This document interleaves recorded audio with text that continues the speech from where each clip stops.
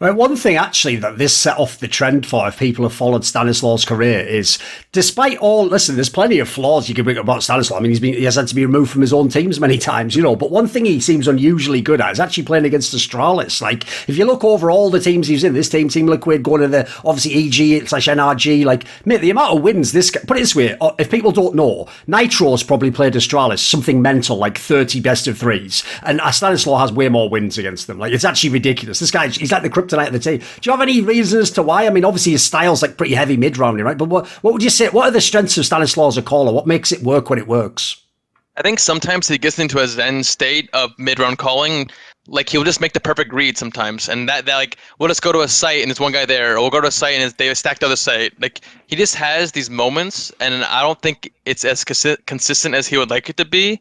But where he just makes basically the perfect reads. And that's why, I think, because Astralis is one of those teams that's really hard to outbrain because they have a lot of really smart players in their team, and they always have. And that's why you lose, because like they just kind of whittle away with you their utility, or they like perfectly stack a site. So when you can counter that to them, I think that's when you actually are able to like beat them. And I think I'm one of the players, maybe not to the extent of Stanislaw, but I've beat Astralis probably maybe same amount than when I played them. Even in Complexity and Cloud9, it was kind of like back and forth, but mainly they had the number on us. But I think like if I looked at my career a long time ago, or maybe 6 months ago, about like my stats versus Astralis, and I was like pretty much even. I'm like, damn, actually, that surprised me, because I always thought Astralis was just so hard to play against, Sure. One thing I wanted to ask about was, as you alluded to before, for some reason in Stanislaw's teams, they always come with this like tension that's outside of the game, like the idea that like he's argumentative or he's stubborn, or obviously he's had issues with some of his coaches over the years. Like, could you explain what, like, without obviously like just dropping down and like, what I want to get a sense of is like, where's the issue in this regard? Like, is it that, for example, like as you say, if you're someone where kind of like, you're zoned in and you're just feeling the game or whatever, sometimes you're going to want people to kind of like, look, just leave me be. Like, I'm doing whatever I'm doing. Maybe I don't want to like, do everything off the demo we studied, or maybe want to just do it off feel. Maybe I don't want to have to do a bunch of prep work. So was any of that involved? Like, what? Because this is what's weird. Normally, I've even said this to Stanislaw himself. I say, mate, to be an in-game leader, like the word leader is in there. You also have to sort of like win people over and make them want to do what you want to do. If you're battling them and arguing with them, even if you're right, like it might not work. They might just think fuck you. So it's tricky in that dynamic. Certainly, I know in theory he's evolved and matured over the years. But what was this Stanislaw like? What was his issues? Do you think? I think definitely was a sense of his way or the highway sometimes, but I don't think people really gave him that much arguments for that. People kind of just followed what he wanted to do, and we sometimes gave him flack, but generally speaking, we just did what he wanted. I think the problem wasn't even his fault, actually. Me and Neff and even Mixwell sometimes, we kind of got into like these weird arguments sometimes. I'm sure you've seen the famous clip of us arguing on Nuke. Yes.